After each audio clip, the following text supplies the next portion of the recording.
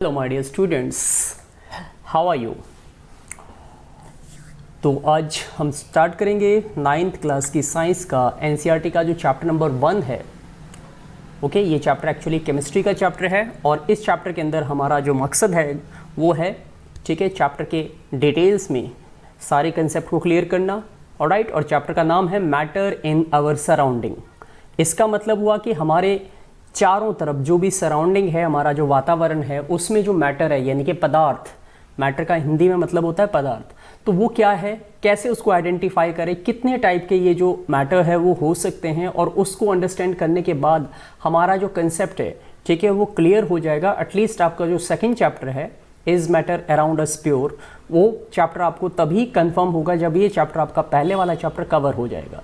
इसमें जो हमारे मेन कंसेप्ट रहने वाले हैं वो आप देख सकते हो। इसमें इंट्रोडक्शन में आपको कराऊंगा, फिजिकल नेचर ऑफ मैटर की हम बात करेंगे, पार्टिकल्स का जो पार्टिकल एक्चुअली कोई भी मैटर पार्टिकल से मिलकर बना होता है उसके क्या फंडामेंटल्स है उसके बारे में, स्टेट्स ऑफ मैटर के बारे में बताऊंगा, और ये बताएंगे कि क्या मैटर जो है उसको एक स्टेट से दूसरे स्टेट में कन्वर्ट किया जा सकता है, और अगर किया जा सकता है तो किस तरीके से हम उसको कन्वर्ट करते हैं, ये हमारा इसमें फंडामेंटल रहने वाला है।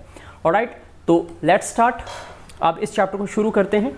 ऑलराइट, और मैं एक एक करके आपको सारी बातें बताना शुरू करूंगा इस चैप्टर के अंदर। तो सबसे पहले इंट्रोडक्शन की बात करते हैं। इंट्रोडक्शन में यू कैन सी कि our surrounding has large variety of things with different shape, size and texture. Everything in this universe is made up of the material, alright, which scientist have named matter. कहने का मतलब है कि प्रकृति के अंदर जितनी भी चारों तरफ की चीज़ें हैं, जो फिजिकल चीज़ें हैं, जो आप छू सकते हो, देख सकते हो, महसूस कर सकते हो अपने किसी भी सेंस ऑर्गन से, किसी भी सेंस से, ऑलराइट, तो वो सब चीज़ें मैटर को कंसीडर करती है या नहीं करती, वो मैटर है या नहीं, उसके लिए हमें दो बातों पे ध्यान देना है। तो ये पूरा यूनिवर्स जो है दो चीज़ों से मिलकर बना हुआ है। एक वो जो दिखती नहीं है बट हम उनको मान के चलते हैं, जैसे गॉड है, भगवान है, परमेश्वर है। ऑलराइट, कुछ चीज़ें वो है जो हमें दिखती है और उनको हम जो है महसूस कर सकते हैं क्योंकि उनकी अपनी कुछ फिजिकल प्रॉपर्टीज़ होती हैं। इनमें सबसे पहली जो प्रॉपर्टी होती है मैटर की वो ये होती है कि वो स्पेस ऑक्यूपाई करता है, जगह घेरेगा। और दूसरी जो प्रॉपर्टी होती है मैटर की वो ये होती है कि वो जिस चीज़ से मिलके बना होता है उसे हम क्या कहते हैं, पार्टिकल्स। तो दैट मीन उसका मास होता है। अगर मान लो एक पार्टिकल का वेट 1 ग्राम है तो 10 पार्टिकल का 10 ग्राम होगा, तो यानी कि उसका मास भी होता है। तो मैटर को हम दो पॉइंट पे समझ सकते हैं कि matter is anything that occupy space and has मास। तो यानी कि मैटर वो कोई भी चीज़ हो सकती है, एनीथिंग मतलब कुछ भी, नाम उसका कुछ भी हो सकता है, लेकिन वो मैटर तभी अगर उसमें दो बातें हैं। पहली चीज़ क्या है कि उसके अंदर क्या होनी चाहिए, वो स्पेस जहाँ पे उसे रखा जाए वो जगह घेरता हो, और दूसरी चीज़ वो किसी सब्सटेंस से मिलके बना हो यानी कि पार्टिकल नेचर हो उसका, तो हम उसको कह सकते हैं कि यस वो मैटर है। अब मैटर को अगर मोटे मोटे तौर पे मैं आपको समझाऊं तो मैटर को कैटेगराइज किया जाता है दो ब्रॉड कैटेगरी के अंदर। एक होता है प्योर फॉर्म ऑफ मैटर और दूसरा होता है आपका इम्प्योर या मिक्सचर फॉर्म ऑफ मैटर कह सकते हो। तो प्योर मैटर के फिर आगे जाके दो ब्रांच हो जाती है। एक हम एलिमेंट्स पढ़ते हैं जो कि अर्थ के ऊपर सिर्फ लिमिटेड है, 118 एलिमेंट्स अभी तक पता है जो साइंस के नॉलेज के हिसाब से हम जानते हैं। ऑलराइट, और जो आपके पास कंपाउंड है उनकी कोई लिमिट नहीं है, क्योंकि एलिमेंट से मिलके दुनिया भर के डिफरेंट टाइप के जो मिलियन ट्रिलियन टाइप के जो है मैटर्स यानी कि कंपाउंड वाला फॉर्म बनता है। तो ये एलिमेंट और जो कंपाउंड है ये मैटर की प्योर फॉर्म में मानी जाती है, क्योंकि एलिमेंट जो है वो सेम टाइप ऑफ एटम से मिलके बना होता है और जो कंपाउंड होता है वो सेम टाइप ऑफ मॉलिक्यूल से मिलके बनता है। और कोई भी मॉलिक्यूल जो है दो या दो से ज़्यादा एटम का कॉम्बिनेशन होता है डिफरेंट एलिमेंट का, ये ब्रॉडर लेवल पे। और मिक्सचर की अगर हम बात करें, सारी चीज़ें हम बात करेंगे चैप्टर नंबर 2 के अंदर, जिसके अंदर मैं पूरा डिटेल आपको बताऊंगा। तो मिक्सचर यानी कि जो इम्प्योर मैटर है वो दो कैटेगरी में डिवाइड होता है। एक वो होता है जो होमोजीनियस, जो एक जैसा होता है, आप ये नहीं देख सकते हो कि उसके अंदर अगर वो दो या दो से ज़्यादा चीज़ों से मिलकर बना है तो कौन सी चीज़ कहाँ पे है। और एक होता है हेट्रोजीनियस फॉर्म होती है, जिसमें जैसे मान लो नमकीन है तो नमकीन में आपको जो है जितनी भी मिक्स चीज़ें उसमें की गई वो सब की सब आपको सेपरेटली नज़र आएगी। तो that is the point you need to understand. Alright, अब आगे बढ़ते we also see as we look around that the things occupy space and that is volume and have mass। तो यहाँ पे ये एक डेफिनेशन सेंस आ जाती है। दिस इज आपका सेकंड पैराग्राफ पे हम बात कर रहे हैं कि हम अगर ध्यान से देखें तो मैटर के पास दो मेन प्रॉपर्टी होती है, वो स्पेस ऑक्यूपाई करेगा यानी कि जगह घेरेगा, और उसका क्या होगा, मास होगा। ये दो प्रॉपर्टी अगर कोई कंडीशन किसी मैटर की है तो वो, या किसी भी सब्सटेंस की है तो उसे आप मैटर में काउंट कर सकते हो। उसके बाद अगर मैं नेक्स्ट पॉइंट पे आ जाऊँ आपके यहाँ पे, modern day scientist have evolve 2 types of classification of matter based on their physical properties and chemical nature. तो जो मॉडर्न डे साइंस है वो कहती है कि जो मैटर है वो जनरली दो टाइप का होता है, और ये दो टाइप का जो मैटर होता है उसको हम जो भी अभी मैंने आपको बताया कि एक होता है जो फिजिकल फॉर्म में होता है, दूसरा होता है जो केमिकल फॉर्म में होता है। फिजिकल फॉर्म में मैंने आपको मिक्सचर बताया और केमिकल फॉर्म में मैंने आपको आगे जाके दो एलिमेंट और कंपाउंड बताए। तो in this chapter we will see the physical classification of matter. इस चैप्टर के अंदर हम केमिकल प्रॉपर्टी की बात नहीं करेंगे, हम सिर्फ फिजिकल प्रॉपर्टी जो मैटर की होती है उसी के बारे में बात करेंगे। तो दैट मीन्स हम स्टेट्स ऑफ मैटर की बात करेंगे कि मैटर की कितनी पॉसिबल स्टेट हो सकती है और वो कौन कौन सी होती है। Got it? That will be the topic that we have to. तो देखिए, अब अगर मैं अगली स्लाइड की बात करूं तो यहां पे हेडिंग हमारे पास है फिजिकल नेचर ऑफ मैटर, कि मैटर की फिजिकल नेचर क्या होता है। तो फिजिकल नेचर की मैं सिंपल टर्म में अगर मैं बताऊं तो मैटर जो है वो पार्टिकल से मिलकर बना होता है। ये इसकी फिजिकल नेचर की बात कर रहे हैं हम। फिजिकल मतलब जो आप अपने कोई भी 6 सेंस ऑर्गन हमारे पास है, 5 तो है ही, ठीक है, इनसे हम महसूस कर सकते हैं, उसे छू सकते हैं, उसे फील कर सकते हैं कि वो रफ है, हार्ड है, सॉफ्ट है, तो वो उसके फिजिकल स्टेट को इंडिकेट करता है। ठीक है, वो हार्ड है या सॉफ्ट है, फ्लो करता है या नहीं करता है, तो वो पॉइंट हमारे पास होते हैं। सो व्हेन सॉल्ट और शुगर, सेकेंड लाइन पे आइए, व्हेन सॉल्ट और sugar it dissolve in water it uniformly spread through out the water. तो ये पूरी तरीके से पूरे पानी में थ्रू आउट जो है वो स्प्रेड हो जाती है। And these particles are so small, ये इतने छोटे होते हैं कि इन्हें देख पाना नेकेड आई से संभव नहीं है। अगर हम इनको हाईली रेजोल्यूशन वाले जो है कंपाउंड माइक्रोस्कोप का इस्तेमाल करें तो जाके कहीं थोड़े बहुत पार्टिकल्स को आप फील कर सकते हो। और ये भी हम पार्टिकल का जो साइज है वो क्या होता है चैप्टर 2 के अंदर इसका थोरोली बताया गया है, जो चैप्टर ऑलरेडी मैं अपलोड कर चुका हूं आपके लिए।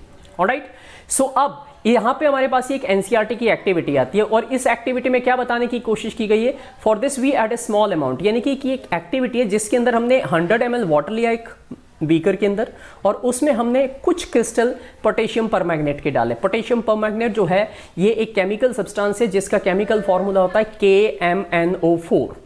तो 100 ml वाटर के अंदर हमने कुछ क्रिस्टल जो है पोटेशियम परमैंगनेट के डाले और जैसे हम उनको डालेंगे वो पूरे के पूरे वाटर को कलर कर देंगे। ये सेकेंड वाला जो बीकर है आप देख पा रहे हो उसमें पिंक कलर हो गया।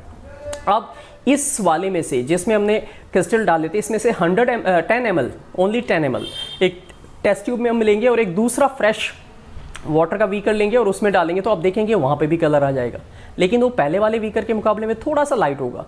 फिर इस वाले में से थर्ड वाले बीकर में से हमने फिर से 10 ml लिया और नेक्स्ट बीकर में डाला एंड यू विल सी कि यहाँ पे भी ये वाटर अब कलर हो गया है, लेकिन यहाँ पे जो कलर का जो शेड है वो थोड़ा सा और लाइट हो गया। ऐसे ही फोर्थ में डालेंगे तो आप देख रहे हैं कि हम सिर्फ 10 ml निकाल रहे हैं और 100 ml में मिक्स कर रहे हैं, लेकिन फिर भी वो कलर दे रहा है। इसका मतलब ये पार्टिकल इतने छोटे हैं कि हम थोड़े से भी ऐड करने पर ये ऑटोमेटिकली उस पूरे के पूरे वाटर के अंदर क्या हो रहे हैं, मिक्सअप हो रहे हैं। और इससे ये क्लेरिफाई होता है कि किस तरीके से हम अपने मैटर के पार्टिकल्स के नेचर को समझ सकते हैं कि वो बहुत छोटे होते हैं, बहुत ज़्यादा जो है उनको स्मॉल वे में हम समझने के लिए हमें उनको अंडरस्टैंड करना पड़ेगा। उसके लिए एक्टिविटी बेस्ड फंडामेंटल्स हमारे पास रहेंगे जिसके बेस पे मैं बताऊंगा। अब नेक्स्ट पॉइंट जो हमारे पास आता है कि ओके हमने मैटर समझ लिया कि मैटर एनीथिंग है जो स्पेस ऑक्यूपाई करता है, जिसका मास होता है। मैटर के पार्टिकल बहुत छोटे छोटे होते हैं, कोई भी मैटर पार्टिकल से मिलकर बना होता है, ये बात क्लियर होगी। अब कैरेक्टर क्या क्या होते हैं मैटर के, तो पहला कैरेक्टर आपको सबसे ऊपर टॉप में दिया गया कि particles of matter have space between them. जितने भी जो भी मैटर है वो जिस चीज से बना होता है उसके स्मॉलेस्ट पार्ट को हम पार्टिकल कहेंगे। अब वो पार्टिकल का नाम अलग अलग हो सकता है, जैसे पूरे के पूरे ह्यूमन बीइंग को हम इंसान कहते हैं लेकिन इंसानों के नाम है अलग अलग, किसी का Ram, Shyam, Radha and so on. ऐसे ही मैटर का जो है वो जो नाम है वो उनके पार्टिकल से डिसाइड होता है कि अगर वो मैटर बना हुआ है एटम से तो वो एलिमेंट होगा, अगर वो बना है मॉलिक्यूल से तो कंपाउंड होगा, अगर वो डिफरेंट टाइप के मिक्सिंग से बना है तो मिक्सचर कहलाएगा। Got it? तो सबसे पहला कैरेक्टर हमारे पास आता है कि जो पार्टिकल्स होते हैं ऑलराइट वो मैटर को बनाते हैं और उन पार्टिकल के बीच में क्या होती है, स्पेस होती है, खाली जगह होती है। ऑलराइट, और उन्हीं खाली जगहों के अंदर अगर उससे छोटे पार्टिकल वाला कोई मैटर ऐड कर दिया जाए तो वो आराम से उसमें एडजस्ट होकर अपनी जगह बना लेता है। इस बात को समझने के लिए मैं इस वाली लाइन पे आपका फोकस करवाता हूं। इसमें लिखा है कि व्हेन सॉल्ट और sugar is dissolved in water particles of these get accommodated in the space present between the other particle and this shows that there is enough space between particle of matter। यानी कि अगर आप salt लें या sugar लें और थोड़ा सा वाटर लें और उस वाटर के अंदर हम इन दो में से किसी भी एक चीज़ को लेके डिसॉल्व करें तो जो शुगर के पार्टिकल्स होंगे, फॉर एग्जांपल मैं शुगर कंसीडर कर रहा हूँ, सॉल्ट नहीं ले रहा हूँ यहाँ पे, तो मैं शुगर और वाटर का एक क्या बना रहा हूँ, मिक्सचर बना रहा हूँ, जिसे हम सॉल्यूशन कहेंगे आम भाषा में। तो यहाँ पे दो डिफरेंट टाइप के मैटर है, एक शुगर है, दूसरा वाटर है। लेकिन जो वाटर के पार्टिकल का साइज है वो बड़ा है, उनके बीच में जगह है, ऑलराइट। और जो शुगर के पार्टिकल है वो इतने छोटे हैं कि वो वाटर पार्टिकल के अंदर जब हम उन्हें डिसॉल्व करेंगे तो घुल जाएंगे। घुल जाएंगे का मतलब है कि वो चीनी गायब हो जाएगी घुलते घुलते वाटर के अंदर, पता नहीं लगेगा कहाँ गई। इसका मतलब है वाटर के पास जो मॉलिक्यूल थे, जो पार्टिकल्स थे, उनके बीच में जो खाली जगह थी उसमें उन शुगर पार्टिकल्स ने अपनी जगह बना ली है। अब ऐसा होने से क्या होगा, particles of these get accommodated in that of the space present between the particle of water. तो वाटर पार्टिकल का साइज बड़ा था और शुगर पार्टिकल का साइज छोटा था, तो वो धीरे धीरे सारे शुगर पार्टिकल डिसॉल्व होकर उन वाटर पार्टिकल के बीच में समा गए। दिस शोज, इससे क्या पता लगता है कि there is enough space between particles of matter, कि जो भी पार्टिकल ऑफ मैटर होता है उनके बीच में काफी सारा स्पेस होता है। And particle of matter are continuously moving, जो पार्टिकल्स होते हैं मैटर के वो लगातार मूव करते रहते हैं। You know particle possesses the kinetic energy higher than the temperature and higher is the kinetic energy. Particle of matter intermix on their own with each other. जितनी ज्यादा काइनेटिक एनर्जी क्या होती है, काइनेटिक का मतलब होता है मोशन। जब पार्टिकल के अंदर जितना ज्यादा मोशन होगा वो पार्टिकल उतने ज्यादा हिलेंगे डुलेंगे भागेंगे इधर उधर। सो टेम्परेचर क्या करता है, हीट करने पे पार्टिकल्स को एक एनर्जी मिलती है जिसकी वजह से वो पार्टिकल वाइब्रेट करने लगते हैं, यानी कि वो एक तरीके से फ्री होके इधर उधर भागने लगते हैं। तो जितनी ज्यादा काइनेटिक एनर्जी इन पार्टिकल्स की होगी, मैटर जो है उसके पार्टिकल एक जगह पे नहीं टिकेंगे, वो इंटरमिक्स होते रहेंगे। तो इसके लिए बेस्ट एग्जांपल गैसेस का होता है। जो गैसेस होती है, अगर आप कितने भी टाइप की, एयर का एग्जांपल ले लीजिए, उसमें ऑक्सीजन भी है, कार्बन डाइऑक्साइड भी है, नाइट्रोजन भी है, ऑलराइट। लेकिन क्या आप एयर के अंदर इन सारे गैस के पार्टिकल्स को देख सकते हो, आइडेंटिफाई कर सकते हो? नहीं, बिकॉज ये एक होमोजीनियस मिक्सचर है जिसमें कौन सा पार्टिकल कहां पे आप डिटेक्ट नहीं कर सकते, बिकॉज पार्टिकल का साइज बहुत छोटा है। लेकिन गैसेस के पार्टिकल एक दूसरे के साथ चिपक के नहीं रहते, वो एक दूसरे से हमेशा दूर भागते रहते हैं, alright. So they do so by getting into that of the space between the particle. ऐसा वो इसलिए करते हैं ताकि उनको पार्टिकल जो है वो कहीं ना कहीं अपनी जगह बना ले। एंड दिस इंटरमिक्सिंग है, यहां से डेफिनेशन आ जाती है तुम्हारे पास डिफ्यूजन की, कि व्हाट इज डिफ्यूजन। तो हम लिखेंगे intermixing of particles of two or more than two different type of matter on their own, कि दो या दो से ज्यादा मैटर को हमने एक साथ मिलाया और उसके पार्टिकल एक दूसरे के साथ मिक्स हो गए। फॉर एग्जांपल, एक ग्लास ऑफ वाटर ले लीजिए और उसमें एक बूंद आप इंक की डालिए, तो धीरे धीरे वो इंक ऑटोमेटिकली पूरे पानी में अपने आप इंटरमिक्स हो जाएगी, क्योंकि वो इंक के पार्टिकल बहुत छोटे हैं और वाटर के पार्टिकल के बीच में जो स्पेस है उसमें वो समा जाएंगे और पूरे का पूरा वाटर का जो ग्लास है, आपका जो टम्बलर है, वो कलर्ड हो जाएगा उस इंक के कलर की जैसा। सो यहां पे ये इंडिकेट हो रहा है कि वो इंटरमिक्स, यानी कि अपने आप वो मिल रहे हैं, alright, and this process is called diffusion. So what is diffusion? Intermixing of particle of two different types, it could be more than two as well, alright, two different types of matter on their own, अपने आप, आपने कोई चम्मच से हिलाया नहीं, कुछ नहीं, ऑटोमेटिकली वो मिक्स होकर उसमें समा गए। This is what we call diffusion, right. तो पहला कैरेक्टर जो बना हमारे पास सबसे ऊपर, ये वाला कैरेक्टर फर्स्ट कैरेक्टर था, यहां पे आप आइडेंटिफाई कर सकते हैं, the particle of matter have space between them. दूसरा जो कैरेक्टर आपके पास आ गया मैटर का, वो है particles of matter are continuously moving, कि जो पार्टिकल्स होते हैं मैटर के वो लगातार मूव करते हैं।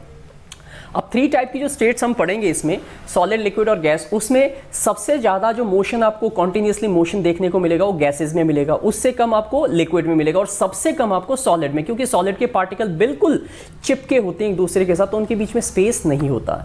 एंड तीसरा कैरेक्टर जो है हमारे पास पार्टिकल ऑफ मैटर का, वो है particle of matter attract each other. जो पार्टिकल्स है वो एक दूसरे को खींचते हैं अपनी तरफ, चिपकने की कोशिश करते हैं। So particle of matter have force of attraction between them which keeps them together and the strength of this force of attraction varies from one kind of matter to another। तो ये जो strength होती है इसकी, वो एक से दूसरे में क्या करती है, डिफरेंट होती है। मतलब सॉलिड के अंदर जो है वो अट्रैक्शन फोर्स सबसे ज्यादा मिलेगी, लिक्विड के अंदर थोड़ी वीक हो जाती है और गैसेस के अंदर तो ना के बराबर होते हैं, क्योंकि उसमें पार्टिकल दूर भागते हैं, अट्रैक्ट कम करते हैं। सो लेकिन एक नेचर जो हम ज्यादातर केसेस में देखते हैं वो ये होता है कि मैटर के पार्टिकल अट्रैक्ट करते हैं ताकि वो मैटर अपनी आइडेंटिटी बनाए रख सके। तो आई थिंक यहां तक सभी बच्चों को क्लियर हो गया होगा, ऑलराइट। अब मैं इसको आगे लेके चलता हूं और आगे का जो नेक्स्ट स्लाइड है उसमें इसके और एक्सप्लेनेशन आपको देने की कोशिश करता हूं। देखो, आपको एक बार में समझ में नहीं आएगा, आपको इसे बार बार करना पड़ेगा, ठीक है। और आप चाहते हो कि मैं आपके लिए ऐसी वीडियोस बनाता रहूं, आपको मिलता रहे और आप अपनी पढ़ाई को अच्छा कर सको, आप अच्छा स्कोर करो आपके एग्जाम में, तो ये जरूरी है कि आप मुझे सपोर्ट करो, मेरे चैनल को ग्रो करने में हेल्प करो, उसके लिए ज़रूरी है कि आप मेरे चैनल को सब्सक्राइब करें, ठीक है, लाइक करें, बार बार जो भी वीडियो आती है उस पर लाइक जरूर दें, जितनी बार आप वीडियो देख रहे हो उतनी बार आप लाइक देने की कोशिश करें, शेयर करें, दूसरों तक पहुंचाएं ताकि सबको इसका फायदा हो सके। Okay, now moving to the next topic. अगला टॉपिक हमारे पास क्या है? States of matter.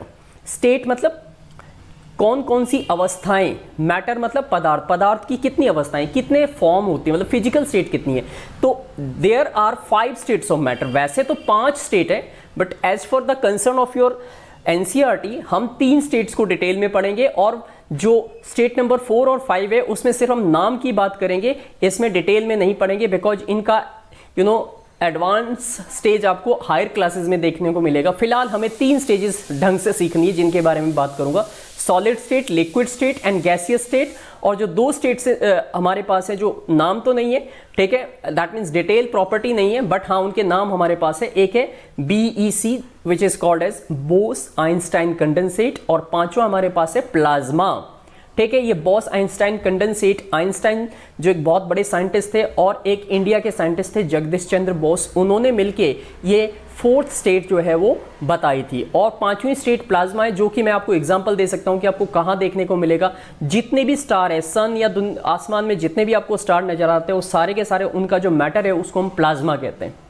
तो आप इतना समझ सकते हो। अब यहाँ पे सॉलिड स्टेट की प्रॉपर्टीज में नीचे डिस्कस करने वाला हूँ एक एक करके। सो इसमें जो यहाँ पे प्रॉपर्टी में जो बातें की है वो ये कि these have a definite shape, इनकी डेफिनेट शेप होती है, ऑलराइट, डिस्टिंक्ट बाउंड्रीज होती है, फिक्स वॉल्यूम होता है, and that is have negligible compressibility. Solids have a tendency to maintain their shape when subjected to outside the force, and solid may be break down, and you can say कि अगर हम solid की बात करें तो पहली property क्या दिमाग में रखोगे? डेफिनेट शेप होती है। दूसरी प्रॉपर्टी, इनकी फिजिकल बाउंड्री फिक्स होती है, ना तो आप इसको बड़ा कर सकते हो ना छोटा कर सकते हो, राइट, इसकी शेप फिक्स रहने वाली है। एंड तीसरा प्रॉपर्टी इसका है कि वॉल्यूम फिक्स होता है। वॉल्यूम का मतलब है कि जितनी जगह घेरते हैं ये उतनी ही घेरेंगे, ना तो इनको हम बढ़ा सकते हैं ना घटा सकते हैं, राइट। एंड कंप्रेसिबिलिटी नेग्लिजिबल होती है। कंप्रेसिबिलिटी मतलब इनको हम दबा नहीं सकते, कंप्रेस नहीं कर सकते, इसको प्रेस करके दबा के छोटा या बड़ा नहीं कर सकते, राइट। एंड एक और टेंडेंसी जो होती है, दे मेंटेन देयर शेप, ये अपनी शेप को मेंटेन करके रखते हैं, ऑलराइट।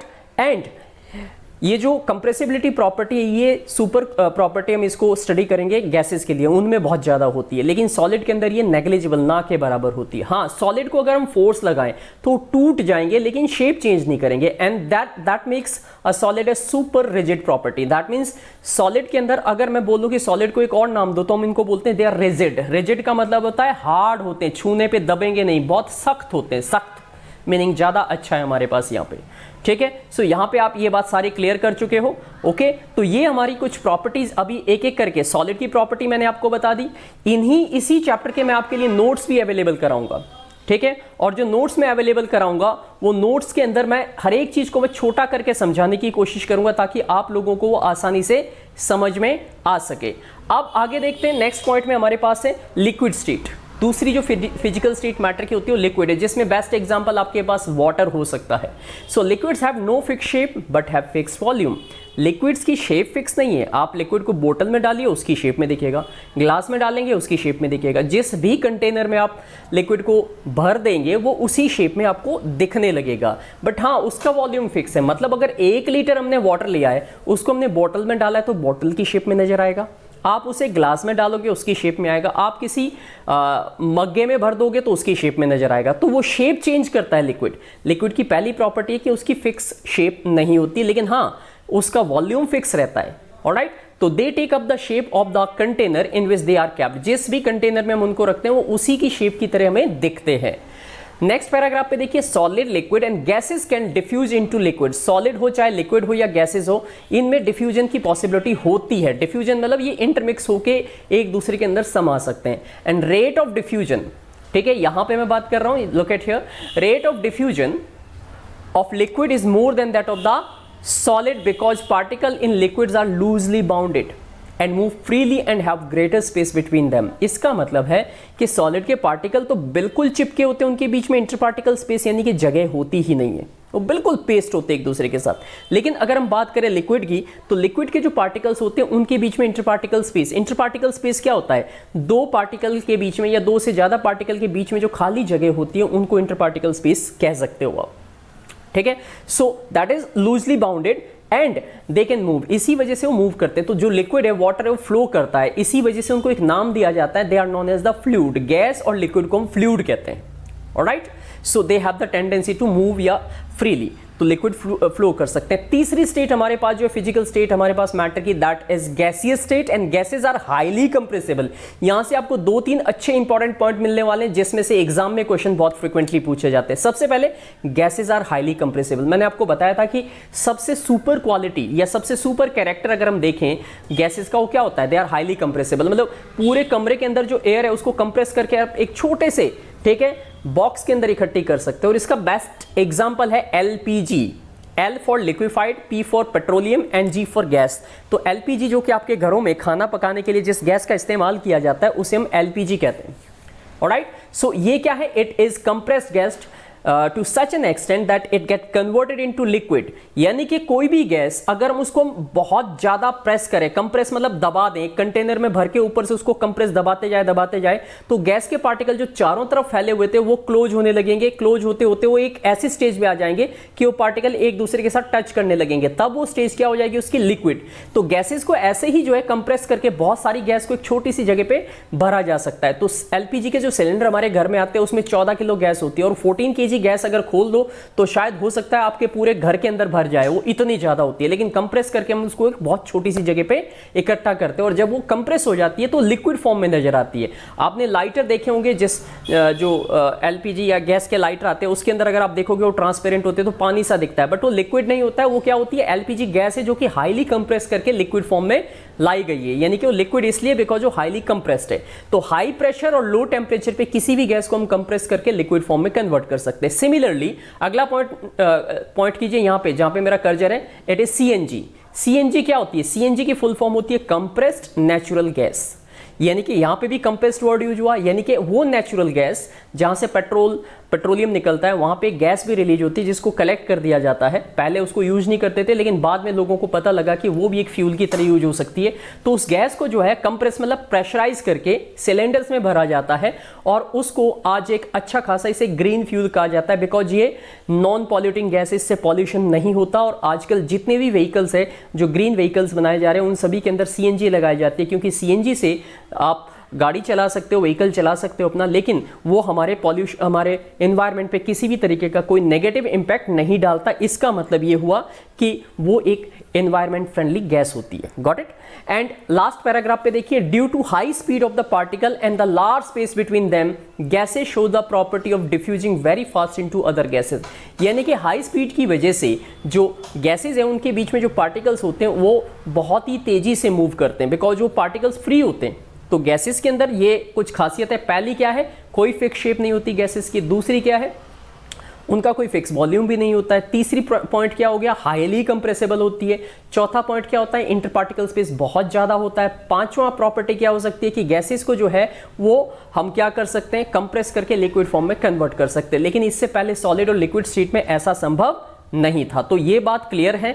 अब मैं आगे आपको शिफ्ट करता हूं नेक्स्ट स्लाइड की तरफ। यहां पे आते हैं, लुक एट हियर। यहाँ पे आप डायग्राम में देख पा रहे हो, सबसे पहला डायग्राम जो ऊपर टॉप में है, यहाँ पे एक सॉलिड फॉर्म दिखा रखी है और सॉलिड का राइट हैंड साइड में देखोगे तो पार्टिकल, ये जो ब्लैक कलर के डॉट आपको दिख रहे हैं ये पार्टिकल है। और आप देख सकते हो ये बहुत ही अरेंज वे में एक दूसरे के साथ बिल्कुल फिक्स है और इनके बीच में इंटर पार्टिकल स्पेस, यानी कि दो पार्टिकल के बीच में जो स्पेस है वो ना के बराबर आपको दिखाई दे रहा है। एंड दूसरा डायग्राम अगर आप देखें तो उसमें लिक्विड जहां पे मेंशन किया गया है नीचे, वो एक कंटेनर के अंदर वाटर लिक्विड लिया गया है और उसके अंदर आप देख सकते हो कि पार्टिकल इधर उधर फ्लोट कर रहे हैं, मूव कर रहे हैं। दैट मीन उनमें मोशन है। सॉलिड में पार्टिकल के बीच में कोई मोशन नहीं, वो फिक्स पोजीशन पे है, इसीलिए उनके बीच में जो इंटर पार्टिकल स्पेस है वो भी ना के बराबर है। लेकिन लिक्विड के अंदर अगर आप देखोगे तो इनके बीच में इंटर पार्टिकल स्पेस आपको दिखाई दिखाई दे रहा है हल्का सा। और गैसेस देखिए, नीचे एक बलून दिखा रखा है, उसके अंदर गैस भरी हुई है, एयर भरी हुई है, और ये पार्टिकल्स, इनमें जो ये रेड कलर के आपको एरोज दिखाई दे रहे हैं, ये इंडिकेट करते हैं कि एक दूसरे से इधर उधर भाग रहे, बिकॉज इनकी काइनेटिक एनर्जी बहुत ज्यादा है और इसीलिए वो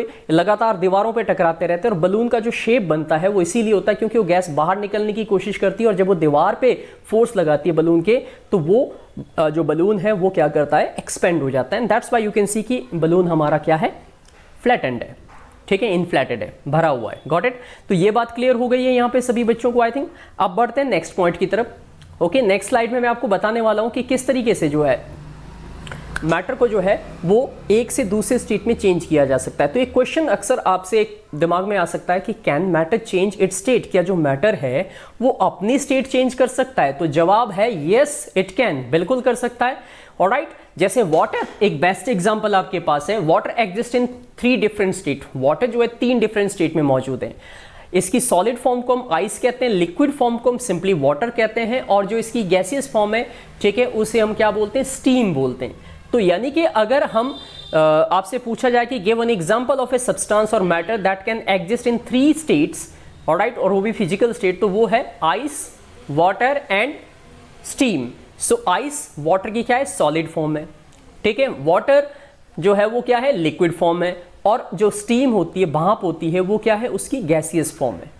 और हम इस एक से दूसरे में कन्वर्ट कर, आइस को अगर हम हीट करेंगे तो पानी बनेगा, पानी को और हीट करेंगे तो बॉयल करके वो स्टीम में कन्वर्ट हो जाएगा।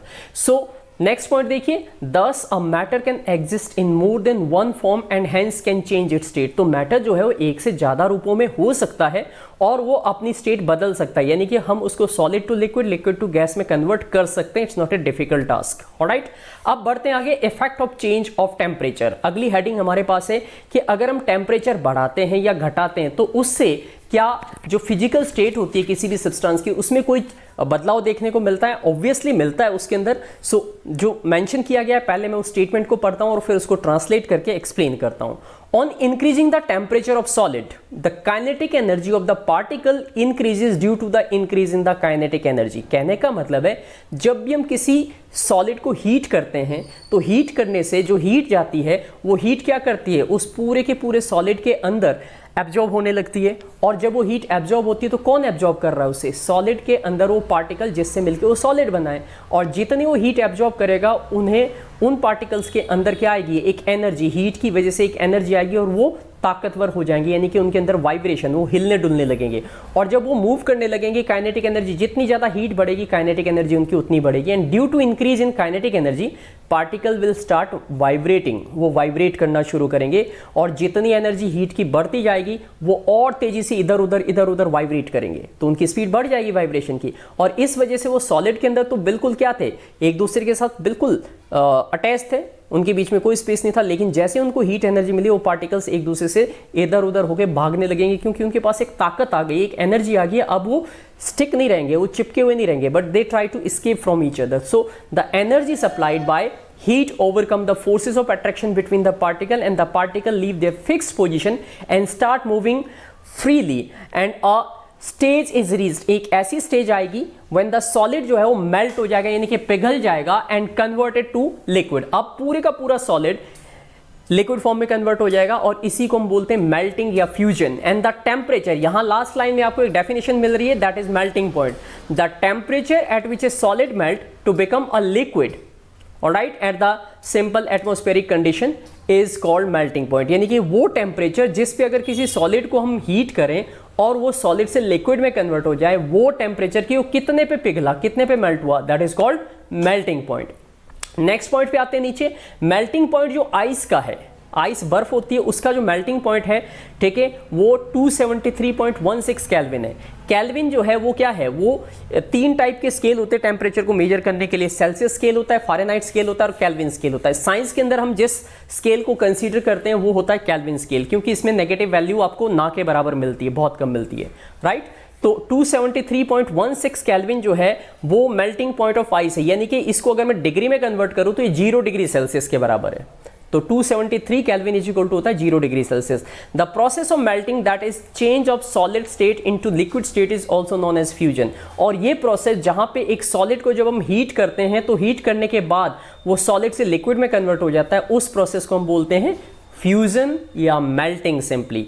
नीचे आपको एक फ्लो चार्ट दिख रहा है, इस फ्लो चार्ट में दिखाया गया है कि एक सॉलिड स्टेट बॉक्स के अंदर देखिए ऑरेंज कलर का, इसमें एरो राइट की तरफ है, तो इसका मतलब मैंने इसको हीट किया, हीट करने के बाद ये मेल्ट हुआ और मेल्ट होके किस में कन्वर्ट हुआ, लिक्विड स्टेट में। अब जो ये लिक्विड हमें मिला इसको और फर्दर हीट किया, और फर्दर हीट करने पे ये क्या हो गया, गैसियस फॉर्म में, यानी कि लिक्विड से हम गैसियस फॉर्म भी कन्वर्ट कर सकते हैं। अगर इसका रिवर्स देखें तो इसके बॉटम एरोज देखिए जो पीछे लेफ्ट की तरफ जा रहे हैं, तो गैसियस स्टेट को अगर मैं कूल करता हूं, यानी कि उसको कंडेंस करता हूं, ठंडा करता हूं गैस को, तो उसकी वो काइनेटिक एनर्जी हीट जो थी वो निकल जाएगी, बाहर निकलेगी, तो पार्टिकल फिर से ठंडे पड़ जाएंगे और वापस इकट्ठे होने लगेंगे और वो लिक्विड में आ जाएंगे। लिक्विड को अगर हम और ठंडा करेंगे, यानी कि उसको फ्रीज करेंगे, तो फ्रीज करने के बाद वो सॉलिड, जैसे कि आप फ्रीजर में पानी डालते हो तो वो आइस में कन्वर्ट हो जाता है। And this is how you can understand the topic. आप क्लियरिफाई कर पा रहे होंगे, यहां पे मेरी पूरी बात समझ पा रहे होंगे, ठीक है। अब आगे इसको मैं नेक्स्ट स्लाइड पे आपको शिफ्ट करता हूं और वहां पे समझाने की कोशिश करता हूं इन सारी बातों को। Got it. नेक्स्ट पॉइंट हमारे पास है, देखिए इसमें क्या लिखा हो कि when A solid melt its temperature remain same, so Where does that heat energy go? अभी थोड़ी देर पहले मैंने आपको एक बात बताई थी, क्या बताया था कि जब भी हम किसी चीज को हीट करते हैं तो वो पार्टिकल उसकी उस सब्सटेंस के जो भी पार्टिकल है, जैसे सॉलिड है, सॉलिड को हमने हीट करना शुरू किया तो वो सॉलिड के जो पार्टिकल्स थे वो हीट एनर्जी गेन करते हैं, एब्जॉर्ब करते हैं, राइट। और इस वजह से उनकी काइनेटिक एनर्जी बढ़ती है और वो वाइब्रेट करके अलग होने लगते हैं और वो सॉलिड से लिक्विड में आ जाते हैं।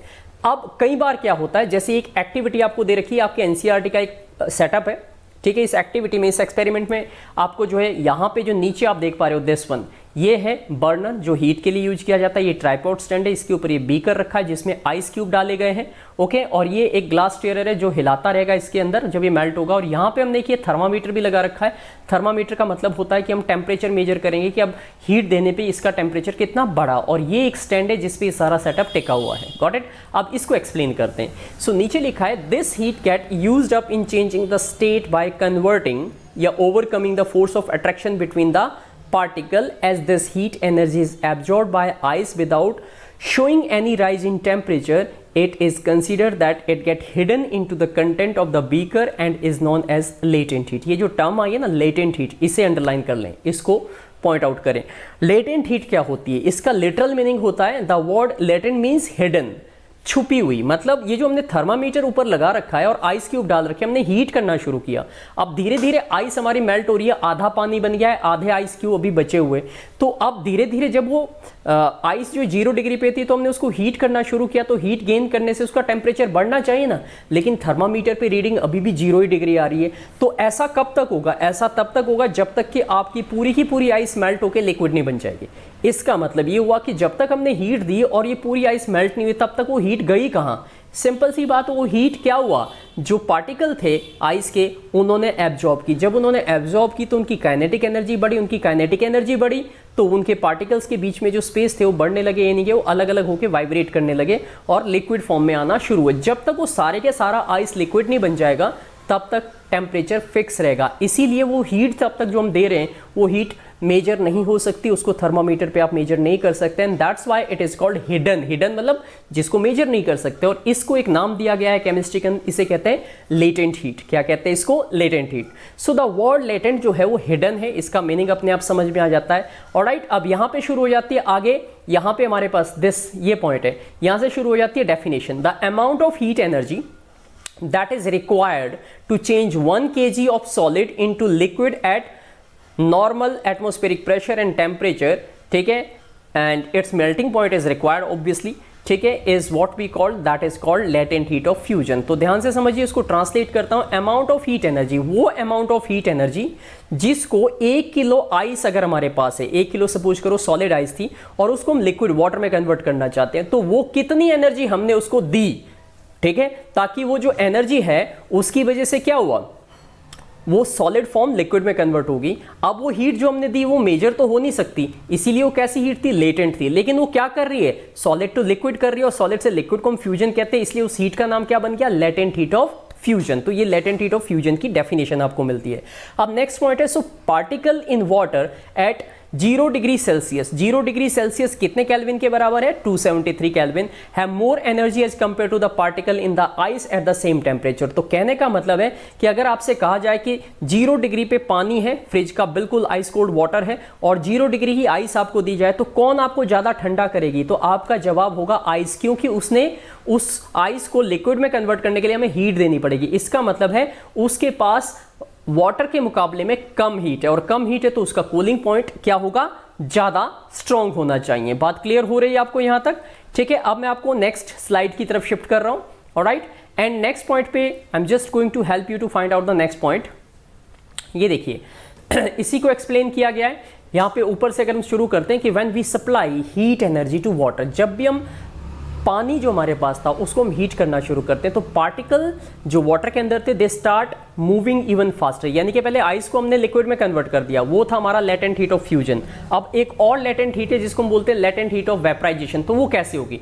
तो जो सॉलिड हमने लिक्विड में कन्वर्ट किया, वहां पे जो हमने अमाउंट ऑफ हीट दिया that was latent heat of fusion.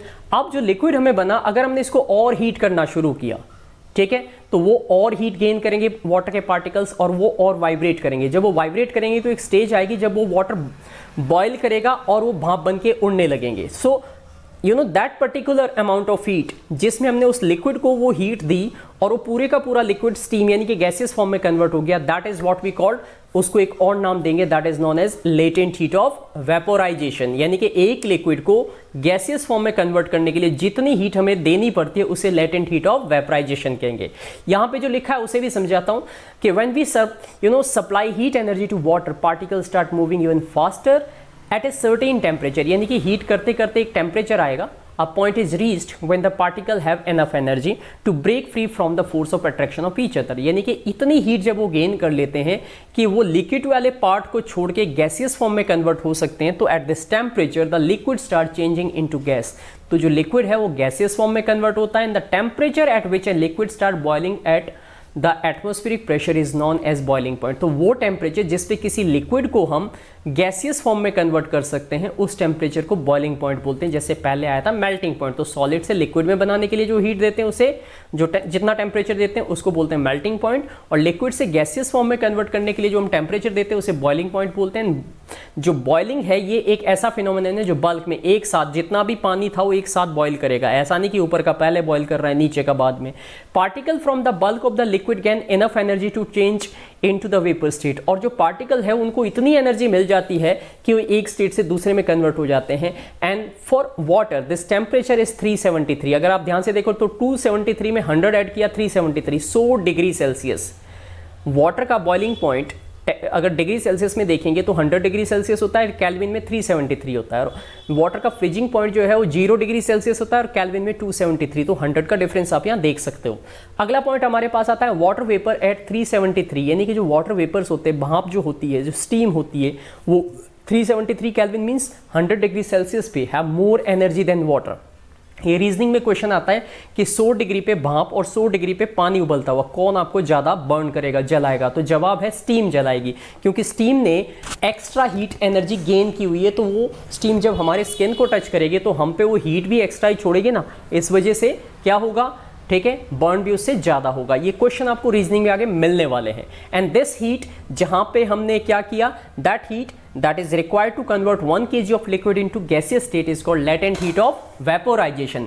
Okay, अब नेक्स्ट पॉइंट पे आ जाते हैं। Some matter directly change from solid state to gaseous state without changing into liquid state. कुछ मैटर ऐसे हैं जो सॉलिड से सीधे के सीधे गैसियस फॉर्म में कन्वर्ट होते हैं, उनको अगर हम हीट करेंगे तो लिक्विड में नहीं बदलते। ऐसे कुछ एक्सेप्शन आपको देखने को मिलेंगे। जैसे एग्जांपल के लिए आपके पास है नैप्थलीन बॉल, ठीक है, जिसे कपूर की गोलियां कहते हैं, जो घरों में कपड़ों में डाली जाती है ताकि उसमें फंगस वगैरह ना लगे। ऑलराइट, तो नैप्थलीन की बॉल आप देखोगे धीरे धीरे अपने आप उनका साइज छोटा होने लगता है और डिसअपियर हो जाता है कुछ टाइम के बाद। ऐसा क्यों होता है? It is because you know it changes it's solid state directly into gaseous state, की उसकी जो सॉलिड फॉर्म थी वो धीरे धीरे गैसियस फॉर्म में कन्वर्ट होती है। मतलब वहाँ पे लिक्विड स्टेट का कोई पॉइंट है ही नहीं। और इस तरीके के सब्सटेंसेस को हम बोलते हैं सब्लाइम सब्सटेंसेस, और इस प्रोसेस का नाम क्या है? This process is known as sublimation. इसे सब्लिमेशन कहा जाता है। ये तो बात क्लियर होगी आपको, गॉट इट? अब आते हैं नेक्स्ट पॉइंट पे। नेक्स्ट पॉइंट है effect of change of pressure. यानी कि प्रेशर का क्या इफेक्ट पड़ता है। ये अभी तक तो हमने टेम्परेचर की बात की, तो क्या प्रेशर से भी कोई फर्क पड़ता है? बिल्कुल पड़ता है। ये जो फ्लो चार्ट आप यहाँ देख पा रहे हो, ये एग्जाम में एनसीईआरटी के अंदर दिया हुआ और ये सीधे का सीधा as it is fill in the blanks में आ जाता है। जो ये लेबलिंग है इनको खाली कर देंगे और आपसे पूछेंगे तो 2 से 3 नंबर का एज इट इज आता है। यहाँ पे अगर आप ध्यान से देखो तो सॉलिड को अगर मैं क्या करूँ, ठीक है, हीट करूं तो क्या होगा, फ्यूजन होगा, मेल्ट होगा, और मेल्ट होके किस में कन्वर्ट होगा, लिक्विड में। और लिक्विड को मैं फर्दर हीट करूं तो ये वेपराइज होके वेपराइजेशन हो जाएगा, यानी कि बॉयल करेगा, और बॉयल करने के बाद ये किस में कन्वर्ट हो जाएगा, गैसियस फॉर्म में। अब ये गैस अगर मैं रिवर्स में चला जाऊं, ये एक एरो डाउन आ रहा है मतलब इधर चीज हो रही है, पीछे जा रहा है तो बैक में ले जा रहे हैं हम, तो गैस को अगर मैं कंडेंस करूं, ठंडा करूं, तो ये किस में कन्वर्ट होगी, लिक्विड में। और लिक्विड को अगर और कूल किया जाए, यानी कि उसको क्या किया जाए, फ्रीज किया जाए, तो फ्रीजिंग करने पे ये सॉलिडिफाई हो जाएगा, सॉलिड बन जाएगा वापस। और अगर मैं इस वाले पे देखूं, इधर ये जो नीचे पैरेलल में दिख रहा है, यहाँ पे सॉलिड को अगर हीट करेंगे तो ये एरो यहाँ पे इंडिकेट कर रहा है कि डायरेक्टली गैस में कन्वर्ट होगा, तो इस प्रोसेस को हम बोलते हैं सब्लिमेशन। और अगर गैस को कूल करेंगे तो सीधा सॉलिड बनेगा, मतलब लिक्विड स्टेट सब्लिमेशन में नहीं होती। अब आते हैं नीचे थियोरी में जो पॉइंट दिए हुए, change in pressure too can cause change in state of matter. तो प्रेशर से भी हम जो है मैटर का जो स्टेट है उसमें बदलाव कर सकते हैं। Applying pressure and reducing temperature can liquefy. जो गैसेस को लिक्विफाई किया जाता है, ऑक्सीजन को सिलेंडर में भरने से पहले उसको हाई प्रेशर और लो टेम्परेचर पे क्या किया जाता है, स्टोर किया जाता है, इसी वो लिक्विड फॉर्म में सिलेंडर में आती है, ताकि ज्यादा गैस, कई किलो गैस जो है हम ऐसे इकट्ठी कर सकते हैं। तो increasing the pressure brings the particle of matter closer. जितना ज्यादा प्रेशर बढ़ाएंगे वो पार्टिकल क्लोजर आएंगे, और क्लोजर आएंगे तो एक दूसरे के नजदीक आने की वजह से लिक्विड फॉर्म में कन्वर्ट हो जाएंगे, और इसी वजह से उसकी स्टेट गैसियस से लिक्विड में कन्वर्ट हो जाएगी। एक टर्म आती है ड्राई आइस, लास्ट पैराग्राफ पे फोकस कीजिए, ठीक है, जैसे हम सॉलिड कार्बन डाइऑक्साइड भी कैसे, ये असल में कार्बन डाइऑक्साइड है, लेकिन ये कार्बन डाइऑक्साइड गैस है। अगर इसको हम हाई प्रेशर और 0 डिग्री टेम्परेचर पे कंप्रेस करें तो ये सॉलिड फॉर्म में व्हाइट कलर का सब्सटेंस बन जाएगा, और फिर ये जो है सॉलिड की तरह बिहेव करेगा, और इसीलिए इसको ड्राई आइस कहते हैं, क्योंकि ये देखने में आइस जैसा है, लेकिन अगर छुएंगे तो ये ड्राई लगेगा, क्योंकि इससे आपको लिक्विड जैसी कोई फॉर्म नजर नहीं आएगी। ऑलराइट, सो ये कुछ नाम है जो आपको पता होने चाहिए। लास्ट लाइन हमारे पास है कि we can say that the pressure and temperature determine the state of substance. तो जो प्रेशर और टेम्परेचर है, ये दोनों ही चीजें स्टेट्स को चेंज करने में क्या होती है, रोल प्ले करती है। तो दैट इज द पॉइंट जो आपको समझना चाहिए, और this is also important point. Alright, अब हम आगे बढ़ते हैं नेक्स्ट टॉपिक की तरफ। अब ये सारे पॉइंट मैंने अंडरलाइन कर दिए, सारी बातें यहाँ पे आप चाहो तो इनको दोबारा से फोकस कर सकते हो। लास्ट टॉपिक हमारे पास है एवेपोरेशन। एवेपोरेशन क्या होता है, जब भी कोई लिक्विड खुला रखा होता है तो धीरे धीरे वो भाप बन के उड़ जाता है। जैसे अगर आपने पानी खुला छोड़ दिया किसी कंटेनर में, एक प्लेट लीजिए या कंटेनर लीजिए और गर्मी में बाहर पानी खुला रख दीजिए, वैसे भी रख दीजिए तो धीरे धीरे सूख जाएगा। दूसरा एग्जांपल आपको बताता हूं कि अगर मान लो आपने क्या रखे हुए कपड़े, हम गीले करके या धो के सुखाने के लिए फैला के डालते हैं, तो जो वो जितने भी आपके क्लोथ्स है वो ऑटोमेटिकली ड्राई हो जाते हैं, उस पर कोई आपको अलग से हीट नहीं देनी पड़ती। तो ऐसा ये जो प्रोसेस है जिसमें सबसे नीचे अगर आप यहां देखेंगे तो यहां definition, the phenomenon of change of liquid vapour in at any temperature below it's boiling point is called evaporation. यानी कि एक ऐसा फिनोमेनन, एक ऐसी घटना, एक ऐसी एक्टिविटी जिसमें जो लिक्विड है वो धीरे धीरे अपने आप ही रूम टेम्परेचर पे बिना बॉयल किए लिक्विड से गैस में कन्वर्ट होकर उड़ जाएगा, उसको हम एवेपोरेशन कहते हैं। सो यहाँ पे ऊपर शुरू करते हैं, water when left uncovered slowly changes into vapour. जब भी हम वाटर को जो है अनकवर्ड छोड़ते हैं तो धीरे धीरे ये वेपर स्टेट में कन्वर्ट हो जाता है। And wet cloth dry up, और जो गीले कपड़े होते हैं वो भी ड्राई अप हो जाते हैं। तो what happen to water in the above 2 example, in 2 example में पानी को हुआ क्या, सिंपल सी बात है, पानी भाप बन के उड़ गया, लॉजिक सी बात है, ठीक है। We know that particle of matter are always moving and are never at rest. हमने ये प्रॉपर्टी पढ़ी थी ये कि मैटर की पार्टिकल्स की प्रॉपर्टी होती है कि वो हमेशा मूव करते रहते हैं, ठीक है। तो दैट टेंडेंसी की वजह से एट ए गिवन टेम्परेचर, जो एयर के अंदर जो टेम्परेचर है उसकी वजह से वो पानी को एब्जॉर्ब हीट देता है, और हीट की वजह से वो जो वाटर का वो सरफेस वाला हिस्सा है वो गैस बन के भाप बन के उड़ जाता है, राइट। तो इन एनी गैस, लिक्विड और solid, there are particle with different amount of kinetic energy. In the case of the liquid, a small fraction of the particle at the surface having the higher kinetic energy is able to break away from the force of attraction. जो surface है ऊपर, जैसे आपने कपड़े सुखाए तो कपड़े का जो गीलापन है वो हवा के कांटेक्ट में आ रहा है, और जिस वजह से वो एयर के कांटेक्ट में आ रहा है वहां से वो जो हीट है एयर के अंदर, मान लो आप भी गर्मी है 20, 25, 30, 40 डिग्री टेम्परेचर है, तो उतनी हीट तो है ही ना एयर के अंदर, वो हीट वो वाटर एब्जॉर्ब करता है, और धीरे धीरे वो वाटर के जो पार्टिकल्स है वो उस हीट को एब्जॉर्ब करके गैसेस फॉर्म में कन्वर्ट होकर उड़ जाते हैं। इसी चीज का नाम है एवेपोरेशन, ठीक है, इसको एवेपोरेशन कहा जाता है। क्लियर हो गया। और ये बहुत इंपॉर्टेंट है, what is evaporation, what are the factor on which the evaporation depends upon. ये क्वेश्चन सीधा 3 to 5 मार्क्स में आता है। अगला पॉइंट में वही डिस्कस कर रहा हूँ कि व्हाट आर द फैक्टर, कि वो कौन कौन से फैक्टर है जो इवेपोरेशन को बढ़ाते या घटाते हैं। सबसे पहले सरफेस एरिया, जितना ज़्यादा सरफेस एरिया होगा इवेपोरेशन उतना ही फास्ट होगा या बढ़ेगा। सरफेस एरिया कम होगा तो नहीं बढ़ेगा। जैसे आपने कपड़ा धोए, आपने अपनी यूनिफॉर्म की शर्ट धोई और आपने उसको ऐसे धो के निचोड़ के जो है वो नलके के ऊपर एज इट इज़ रख दिया, तो क्या वो सूखेगी? नहीं सूखेगी, बहुत टाइम लगेगा। लेकिन हम क्या करते हैं, उसको खोलते हैं और तार पे सुखाने के लिए डालते हैं या उसको हैंगिंग में कर देते हैं, तो उससे ज़्यादा सरफेस खुल जाता है। तो हवा जितने ज़्यादा सरफेस पे टकराएगी उतनी ज़्यादा वाटर को वो इवेपोरेट करेगी। So we know that evaporation is a surface phenomena, मतलब ये ऊपर ऊपर होता है, अंदर नहीं होता है, सरफेस पे होगा। जो भी वाटर का सरफेस कांटेक्ट में आएगा हवा के, वहीं पे इवेपोरेशन होगा, राइट। तो if the surface area is increase, the rate of evaporation, जितना सरफेस एरिया बढ़ेगा उतना ही इवेपोरेशन भी बढ़ेगा। For example, while putting clothes for drying up we spread out, ये क्वेश्चन एज इट इज आता है, give reason for the following, कि while putting clothes for drying up we spread them, कि हम कपड़ों को फैलाते क्यों हैं? तो आप जवाब दोगे this increase the surface area and evaporation increases and the cloth dry faster. दूसरा पॉइंट अगला है and increase in temperature, temperature जितना ज़्यादा, आपको पता है टेम्परेचर बढ़ाने से क्या होता है, काइनेटिक एनर्जी बढ़ती, काइनेटिक एनर्जी बढ़ती है तो पार्टिकल जल्दी से हीट लेके एवेपोरेट हो जाते हैं। तो अगर टेम्परेचर ज़्यादा होगा, जैसे गर्मियों के अंदर बहुत ज़्यादा टेम्परेचर है, तो इस टाइम पे कपड़े आप धो तो आप आधे घंटे में सूख जाएंगे, क्योंकि हाई टेम्परेचर पे एवेपोरेशन रेट भी बढ़ जाता है। Got it. अगला पॉइंट हमारे पास है डिक्रीज इन ह्यूमिडिटी। ह्यूमिडिटी क्या होती है? The water vapour present in the air is called humidity. हवा के अंदर किस अमाउंट में, किस मात्रा में जो है वो क्या है, that is what we call water है, वाटर के पार्टिकल से गैसेस फॉर्म है, उसे ह्यूमिडिटी कहते हैं। तो ह्यूमिडिटी अगर ज़्यादा होगी तो इवेपोरेशन कम होगा, क्योंकि पहले ही एयर के अंदर पानी बहुत ज़्यादा है भाप के रूप में, तो और वाटर कैसे उसको वो एडजस्ट कर पाएगा। तो ह्यूमिडिटी ज़्यादा होती है तो इवेपोरेशन कम होता है, और ह्यूमिडिटी अगर कम होती है तो वो वाटर उस एयर में और एडजस्ट हो सकता है, तो भाप बन के वो एयर में इकट्ठा हो सकता है। वही वाटर ऊपर जाके फिर क्लाउड बनाता है। क्लाउड जब ठंडे होते हैं तो वापस जो है वो बादल बन के या फिर बारिश के रूप में हमें मिलते हैं, जिसे प्रेसिपिटेशन कहा जाता है। एंड चौथा पॉइंट आपके पास जो है, ठीक है, जो फैक्टर्स में आता है वो है विंड स्पीड। हवा जितनी ज़्यादा होगी, जो आप देख सकते हो, इवेपोरेशन उतना फास्ट होगा। जितनी ज़्यादा एयर होगी उतना फास्ट होगा। इसीलिए सर्दियों में या जब बरसात का मौसम होता है, तो अगर आपको यूनिफॉर्म रात को आपने धोई और सूखी नहीं और सुबह आपको स्कूल जाना है, तो हम जनरली अपनी यूनिफॉर्म को क्या करते हैं, कमरे में फैला देते हैं और पंखा चलाते हैं। तो एयर से एवेपोरेशन बढ़ता है और आपके कपड़े जल्दी सूख जाते हैं। तो that is one of the point जो हम अप्लाई कर सकते हैं। क्लियर हो गया यहाँ तक? अब आते हैं नेक्स्ट पॉइंट पे, ठीक है। नेक्स्ट पॉइंट में आगे बढ़ते हैं एंड यहाँ पे हम इसको अब सम अप कर रहे हैं। यहाँ पे हमारा लास्ट टॉपिक बचा हुआ है and it's almost done now. अगला क्वेश्चन जो अक्सर एग्जाम में एज इट इज पूछा जाता है कि how does evaporation cause cooling, कि इवेपोरेशन की वजह से कूलिंग कैसे होती है। तो इवेपोरेशन जो है इन एन ओपन वेसल, अगर आप खुले चीज़ में पानी को या किसी भी चीज़ को रखोगे तो आप देखोगे वो सरफेस पे जो है एयर की जो हीट है वो एब्जॉर्ब करके वो धीरे धीरे भाप बन के उड़ने लगेगा। And this absorption of energy from the surrounding make the surrounding cold. इसीलिए हम कह सकते हैं कि इवेपोरेशन से आपको अगर पसीने आ रहे हैं और आप पंखे के नीचे बैठते हो, तो एयर से क्या होता है, आपका पसीना जो है भाप बन के उड़ने लगता है और आपको कूलिंग इफेक्ट आता है।